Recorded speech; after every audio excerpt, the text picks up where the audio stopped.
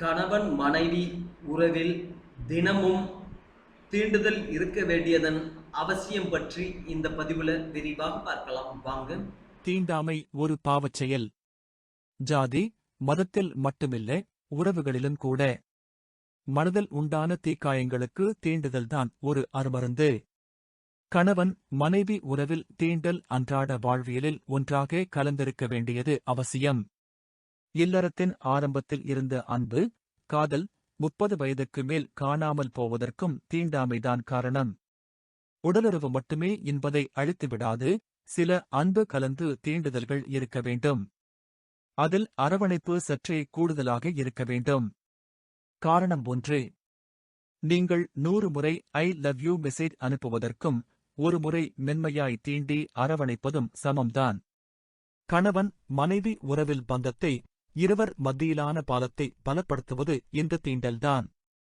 அரவணைப்பு கூடிய ஒரு மெல்லிய தீண்டல்தான் காதலின் அஸ்திவாரம். காரணம் 2. பல கருத்து கணிப்புகளில் அடிக்கடி துணையை தீண்டிடாத உறவுகளில்தான் அதிகம் சண்டை சச்சரவுகள் ஏற்படுகின்றன என கண்டறியப்பட்டுள்ளது. காரணம் 3. தீண்டுதல் மூலமாகத்தான் நீங்கள் உங்களது உணர்ச்சியை உங்கள் துணையிடம் வெளிக்காட்ட முடியும். இதைவிட வேறு எளிய வழி இருக்கிறதா என்ன? காரணம் 4. கட்டியணைப்பதைக் காட்டிலும் உங்கள் அன்பை, உங்கள் காதலை வேறு எவ்வழியில் காட்டிவிட முடியும்? இது கணவன் மனைவி இருவரும் உறவை இலகுவாக உணரவும், ஒருவர் மீது ஒருவர் அதிக காதல் கொள்ளவும் காரணமாக இருக்கிறது. காரணம் 5. தீண்டுதல்கள்தான் மனதில் உண்டான காயங்களை குணப்படுத்த உதவும் சிறந்த மருந்து.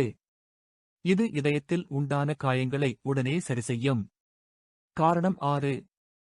உறவில் நேர்மறை எண்ணங்கள் அதிகரிக்க, புரிதல் உண்டாக, இருவர் உணர்வு ரீதியான இணைப்பு உண்டாக தீண்டுதல்கள் உதவுகின்றன. உங்கள் உணர்ச்சி மேலோங்கி, உங்கள் இருவருக்குள்ளன உலகை அழகாக்குவது இந்த தீண்டுதல்கள்தான். காரணம் 7. மனதில் ஏற்பட்ட காயங்களை மட்டுமல்ல, கணவன் மனைவி மத்தியிலான சண்டைகளுக்கு முற்றுப்புள்ளி வைக்கும் ஒரு சிறந்த கருவி இந்த தீண்டுதல். இது மனதை ஒரே நொடியில் மாற்றிவிடும்.